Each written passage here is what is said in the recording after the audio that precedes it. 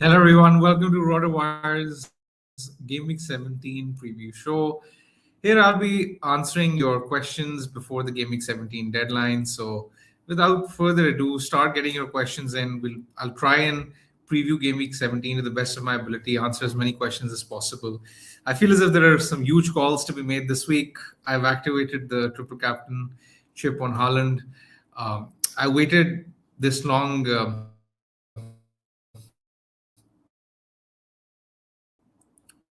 To be in as a relative triple captain, not a lot of people are playing the chip when you look at the overall numbers in the field this week.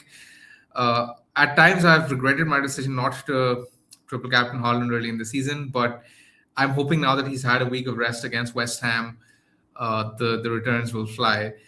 And the fact, I think that the sort of common narrative with West Ham is that they've improved under Nuno, but when you look at the data tells me otherwise. Like West Ham have conceded 1.6 xg under Nuno Espirito Santo as opposed to 5 xg without. And overall, in the season, they're 19th for xg conceded. Their data is just bad. Haaland triple captain just makes a lot of sense. I think I will have to get extremely unlucky to come out of that game with anything less than, let's say, 8 or 9 points because it just has returns written all over it. But that's not exactly the way the cookie crumbles, because we saw a lot of people actually triple captain Haaland against Leeds in Game Week 13, and City scored thrice. Haaland wasn't involved. So I'm hoping it's not that sort of scenario and that Haaland can continue on his merry way. Anyway, let's start taking questions. I would request everyone to send in as many questions as possible. I'll be with you for the next half an hour, and I will be answering as many questions as you can. Stephen, it's the big show. Thank you very much, Stephen, for your support. I will start by addressing some of the common questions this week. When you look at the popular buys this week, Ekitike is right up there. Harry Wilson, after what was, I think it was 16-pointer last week, is really popular as well. For my team, I've chosen to ignore both of them. Actually, the next question is from Zeruski. Now, this is a very timely question, and I feel as if he is playing better than I've seen him before. But then again, I'm sort of worried whether some of his returns might not be sustainable, like you're suggesting, and that's why I've chosen to ignore him. I do think that the frequency of returns is unsustainable. His numbers are all right; they're not exactly jumping or standing out, but I do feel that he will continue to get points here and there, but he'll trickle along. I don't think he's the sort of player who will give you like these big hauls that he has been doing in recent weeks. Having said that, it's important to realize that a lot of people got him when he was 5.5, 5.6, and now he's risen, I think, to 5.8. So, I mean, in terms of relative to his value, he's been phenomenal. I think he's now sort of reached a value where I personally feel he's okay to ignore. But then again, I might end up with egg on my face, and I might be wrong, because I was actually sitting here last week thinking that bringing Wilson might not be the smartest of options. Ekitike also want to talk about, because he's also like really, really popular this week. He's another one I think I've chosen to avoid so far. He's 8.6 million. And currently, I think this season, the sort of stratosphere that we've seen in FPL has been around more of defense and a midfield, but not too many forwards are standing out. So, for example, the likes of Ollie Watkins haven't really fired. They're not too many. João Pedro started well, but then sort of his form fell off a cliff. So Mateta again is playing with an injury. His minutes are being managed. There are not too many options available when you look at the forward price range. Ekitike is fine at 8.6, but I feel as if in the congested schedule, he might end up sharing some minutes with Isak. And if he's going to be like a 70, 75-minute man at that price, he's an okay guy to have, but I think he'll be I choose to ignore Ekitike as well, which might prove to be to my peril. Next question is from Goldfinger 007. Is Georginio a valid option? I started with Georginio at the start of the season, and I had high hopes from him. But I sort of failed to take into account that he was playing for a guy who loves to rotate. And Hosler generally is quite unpredictable with his team selections. Rutter is now because Welbeck is playing with an injury, and I don't think Welbeck starts this week, which means that Georginio's minutes should be good again for at least the next one or two fixtures. But again, in the festive schedule, I don't think I would trust any Brighton attacker. Maybe Minteh is the only one who's shown time and again, because he's been their like standout player this season. So I think he's the only one I would probably trust. Even Mitoma's back, so with all these attackers available, I'm sure minutes. Asad is asking, sell Woltemade this week or next, or Ekitike? That's an interesting question. I think if I had Woltemade, I would probably look at selling. Um, the fixtures from Newcastle at this point onwards aren't exactly great. But then again, the issue is that the alternatives, as I mentioned earlier, are not as appealing. So without having those appealing alternatives, is it really worth using a transfer? I firmly believe that taking funds out of attack and putting them in midfield and in the way to go. I would in fact look at potentially getting him cheaper, maybe downgrading him to a third forward, even someone like a Marshall or a Barnes who don't feature at all, so that you can then spend the cash elsewhere in the squad. Um, I think this is also sort of important to address. A lot of people have been asking about Enzo replacements, and Enzo was someone I had in my team a few weeks ago when Palmer was injured. He was playing in the number 10 role. He was the probable penalty taker. It turned out he didn't actually get a penalty in the time when Palmer was injured, but his appeal has now reduced significantly with Palmer back, and because the fixtures have also turned. I mean, away to Newcastle this week isn't great. He's also projected a fall in price tonight. I think he's a sell, Enzo. Coming to his potential replacements, I think there are a lot of midfield options that I like. So the way I feel about the midfield pool is the complete opposite to the way I feel about the forwards pool. So I'll start with, let's say, I think Semenyo is one who's quite a popular buy this week, and I like that idea, especially for those who have multiple free transfers. Let's say, like if you have 4 transfers or 5 free transfers, Semenyo, being the standout bone with attacker playing at home to Burnley is obviously a very appealing choice. But I think if you're getting Semenyo, you're probably getting him with the view of probably protecting him this week or the next, because I don't think the fixtures after this week are good enough to warrant keeping him. Cunha is another one I would keep an eye on. I don't think Cunha is worth immediate investment because the next 2 fixtures away to Villa, home to Newcastle aren't exactly the most appealing of fixtures.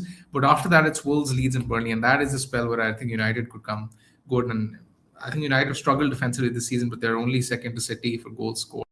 So having double United attack would be good, and I think Cunha will be a bit of a differential at that point. And bear in mind that with Mbomo gone, with Ahmad gone, I think that Cunha should be a really strong pick. Szoboszlai is another one in the same bracket. I think Szoboszlai, I have him. I got him in last week. I feel as if I was a bit unlucky with him because he ended up playing as a right back because Joe Gomez was injured. Bradley was suspended. This week, we just heard from Arne Slot earlier this morning. He said that Szoboszlai did train yesterday in parts, and if he feels good today, then he will start. So I do feel that Szoboszlai will probably be fine. I think he's also good by. The only caveat is that he's on 4 yellows, and that if he gets yellow card against Spurs, then he will miss the Moneyball fixture at home to Wolves next week, and that is obviously the main appeal of bringing him in, is that home to Wolves and home to Leeds fixture in 18 and 19. I do think he's going to play as the right wing. Bradley, I think, will start as the right back. With Salah gone, I think his minutes are even more secure, and penalty taking duties, I think, should be there for him as well. A few people don't have the funds to, let's say, upgrade Enzo to a better player. I think if you have Enzo, if you're looking in a similar price bracket, Cherki is another one I really, really like. Now he has emerged as a more of a popular and appealing option this week because Doku is injured, and with Doku injured, his minutes are just really good. For the next 2 to 3 fixtures, I feel as if he could do really well, and not too many people will own him. So let's say if you are triple captaining Haaland, that I am, then having Haaland triple captain Foden, Cherki is just a very nice way of increasing covariance. I quite like that option. One thing that I haven't touched on, and I think that we're almost 10 minutes into the show, and it's quite a appealing and a popular question this week, is the status of Thiago's injury. Now, I think Thiago, we haven't really heard back from the Brentford manager, because the last quotes we heard were after the EFL Cup fixture against City, where he mentioned that he had a knock and he's not sure whether he's going to be fine or not. Now, my theory is that he was probably being rested because Dango's going to AFCON as well. And because Brentford lost, I just think that the manager didn't want to come out and just accept that he was rested. So I think Thiago will be fine personally, but given the lack of alternatives available, I mentioned how scarce the forward pool is. I feel he's worth keeping, and because the fixture is so good against Wolves, I don't think it's worth moving him on. Asad is asking, start 2 of Van Hecke, Andersen, Thiaw, Richards. Thiaw is a tough fixture, relatively tough fixture against Chelsea. I would bench him, and I think I would probably bench Richards as well, because Palace have played a lot of back-to-back games, and I don't see their legs keeping up. I think Leeds at home are a strong team. I think Leeds will score. Goldfinger is asking again, I bought Gordon 2 weeks ago. Is he a sell or a keep? I think I would sell. I mentioned the options available in midfield. I mean, when there are so many better options available, why would you hold on to Gordon is what I would ask. Please send in your further questions. I'm still awaiting further questions. In fact, we just have one. Best Enzo replacements. If you go back 5 minutes, I've discussed this to length because I knew this question was going to be quite popular. He's actually falling in price tonight, so make sure that you sell him tonight. Coming to future transfer plans, I think this is again something which, because people have had this plethora of free transfers to spend on, and there've been just so many transfers used. I am currently eyeing probably rolling a transfer this week, and then in game week 18, I'm not really sure where I'd go. I had Elliot Andersen. I was looking to swap him to Dewsbury Hall, but it appears as if Dewsbury Hall is going to miss out for a while. Best Dewsbury Hall replacements, I don't think there's any particular one in and around that price range. I think Elliot Andersen is okay, but I don't think I'd jump to him because he's quite uninspiring. I own Andersen. I'm saying that as an Andersen owner. There's Enzo Lafay from Sunderland, who's their probable penalty taker. But then again, the fixtures for Sunderland are okay-ish. And if he fits well into your rotation, then that's fine. But what I am sort of potentially eyeing in the weeks to come is maybe selling one of my midfielders. And I think Saka might be the cash cow, actually, because I don't see him as a captaincy option in the coming weeks because the fixtures are good, but they're not outstanding. So at that price, it does become a bit tricky to justify him. So selling Saka to someone like a Cunha, I think, could be really popular, especially in Game Week 19. As I mentioned, fixtures United are really good at that point. And maybe those funds could then be used to get a better fifth midfielder, upgrade the likes of Andersen, Dewsbury Hall, or even potentially upgrade, defenders to the likes of Gabriel. Because Gabriel, I think, is probably going to be an option in a couple of weeks as well. And I think it's sort of important to have a plan in place to plan for him. Now, the counter argument to selling Saka is that structurally it might be a problem because what if Palmer is an option? Currently, we're rolling with the assumption that Palmer with his minutes cannot be trusted. But there is the spell from Chelsea from Game Week 24 onwards, which is so good that I think that it is probably the best sort of spell, that fixture spell, that any team has seen at any point this season. So if you allow me to read, Chelsea from Game Week 24 onwards have West Ham at home, Wolves away, Leeds at home, and then Burnley at home. Now that is a run which warrants immediate attention, and I can't see myself not tripling up on Chelsea in that time frame. So someone like Palmer might be wanted, assuming that he's proven his fitness. If not, maybe double defense and maybe someone like an Enzo or João Pedro, depending on how they're faring at that point. Which brings me to the next question: is if you're buying a cheap forward this week, would you pick Mark Guiu? Now, Mark Guiu has served me really well. I got him in, I think, in Game Week 9 or 10, was it, when I had a few transfers saved up. and I sort of shifted my structure and I went with a midfield heavy and a defense heavy structure. Would I pick him at this point? I don't think I will, because as I mentioned, Chelsea's fixtures from 24 are so good that do I want to put myself in a situation where picking someone like a Giroud prices me out of players that I want over the long run? Maybe not. Maybe not. Maybe I want to be more flexible with my choices, and maybe someone like a Marshall from West Ham, because I mean West Ham are not going to triple up on no matter what. I think that is potentially fine, and I just don't think that Margue was going to be a starter for Chelsea. So maybe not picking him is totally fine. Next question is from Asad again. Keep Kelleher or switch to Sanchez? Interesting question. I don't think Chelsea's immediate short-term fixtures are good enough to warrant defensive investment. I think they've done well defensively this season, but I feel as if their clean sheets will dry up. So I think I would keep Kelleher because the fixtures are still nice. There's a very high chance of a clean sheet, in fact, even this week against Wolves. So I don't think I would sell Kelleher for Sanchez. Keep getting your questions in, guys. I'm still going to be here for another 15 minutes. So if there's anything that I've missed, please make sure to bring it up. Another popular question this week. We have another one that this is from A.M. O'Brien. Nice to have you once again. I remember you were there in the chat last week as well. Do you like Cunha, Bruno, De Ligt from Game Week 19? Now, obviously, you're referring to Man United's fixture run from Game Week 19, which reads Wolves, Burnley, and Leeds. I think Bruno is pretty much essential irrespective of fixtures. I've had him from the start of the season. The guy just has too many routes to points, and I mean, very rightly so, he's the deserved top point scorer from midfield this season. I think Cunha, is a very appealing option. There's like a very high chance that I have him at that point as well. De Ligt, I'm not as sure about because United's defense is still like a work in progress, and they just haven't shown enough to be worth defensive consideration. And maybe if I'm picking a United defender, maybe I go with Dalot at 4.4 million. At least he has some sort of attacking threat to rely on. So maybe that would be my optimal triple up, let's say if I was wildcarding in Game Week 19. Next question is play 2, Virgil, Enzo, Fofana, and Fulham, Andersen. Okay. I don't think I'd play Enzo because the fixture stuff. I don't think I'd play Fofana either.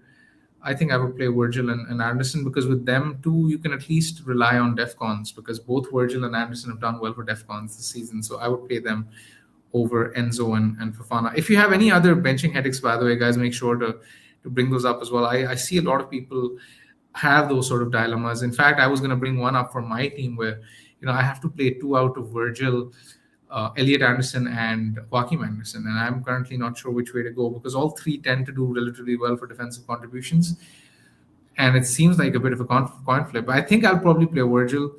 I just think he offers a bit of goal threat going forward, which I don't think Elliot Andersen possesses any sort of attacking threat either. Neither does Joachim Andersen. So maybe I can get lucky if Virgil gets me an attacking return.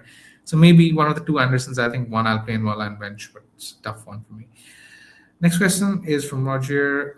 Thank you very much for the question. Transfer Woltemade out for Bowen now. I have the exact transfer Woltemade drops and would then bench both. If you're selling Woltemade and benching Bowen, why are you getting Bowen? I think if you want, you can potentially go for a cheaper forward, like I mentioned, the likes of Marshall or Barnes, and then you can invest those funds in defense and in midfield.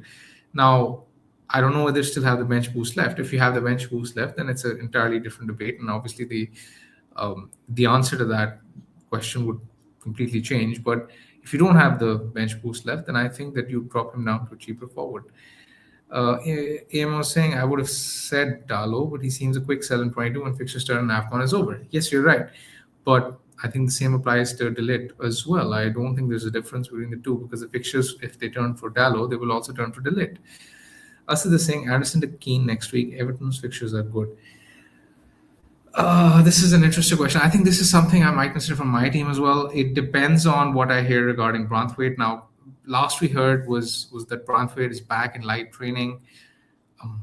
I'm not sure how much time he will require to get back into the starting 11. I feel as if Keane will probably be fine till, let's say, Game Week 22, Game Week 23. And if he's giving us that amount of games, then he's probably fine to get. But I'll probably wait for an update on that one. Yeah, I mean, Roger saying I play three forwards, then no bench boost. I think if you don't have the bench boost, I would still prefer that formation where you're midfield heavy and defense heavy as opposed to attack heavy. Um, okay, next comment is I'm fully aware that Haaland is the best triple captain option objectively, but how far behind do you put Bruno in 19? I am an avid United fan and thus City hater. I think. I think AM O'Brien, if you've been following my streams anywhere across social media these past 4 or 5 years, the one thing you would have noticed is that you'd probably struggle to find a more staunch supporter of Bruno Fernandes than me. And even I'm saying this, that as good as Bruno Fernandes is he as explosive, or does he have the same upside or ceiling as Erling Haaland? I would doubt it. So I think, especially a well-rested Erling Haaland at home to West Ham, now that makes a lot of difference as well. And actually, I was a bit surprised to see that West Ham's XG conceded is actually worse than Wolves this season. So, yeah, I mean, I just think that it's such an obvious call. I don't think you need to overthink that one. Next question is Minteh a sell after this week? I think Minteh is actually a very interesting one. I actually sold him last week because the next, two of the next three fixtures read Liverpool away and Arsenal away. But the problem is the fixtures around them are really good. So this week, home to Sunderland, a lot of people rate Sunderland defense very highly. I don't. I think that's a very good fixture. They've overperformed their defensive data this season. And then they have Arsenal away. Obviously, next week it's tough. But 19-20 reads West Ham away and Burnley at home. So I think it depends on which week you're making that decision. I think if you can afford to bench Minteh, I think he's a hold. I don't think I would sell him for sure. I would definitely play him this week and bench him in 18. Next question is, I have 2 FTs. Should I roll a transfer by playing Virgil Andersen and benching Enzo?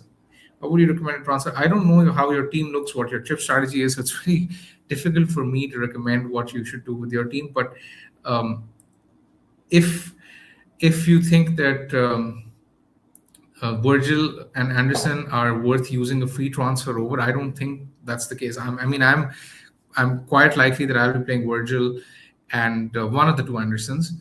I don't think there's much difference between them myself.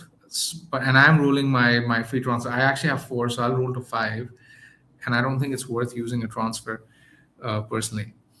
All right, guys, last 6 minutes, if my clock serves me correctly, for you to get your questions in. Please try and get them in as quick as possible. Also, while you're here, please smash that like button and please comment on the video if you could.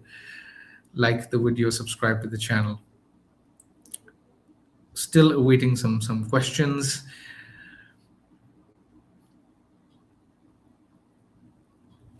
I actually think I want to touch a bit upon the bench boost as well. I think there are quite a few people who still have the bench boost left and they're wondering what the best week to use the chip is.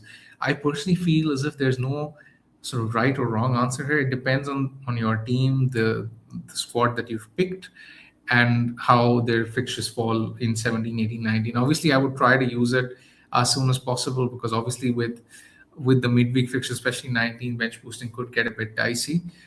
But obviously, it depends ultimately on your team. Best mid under 6 million.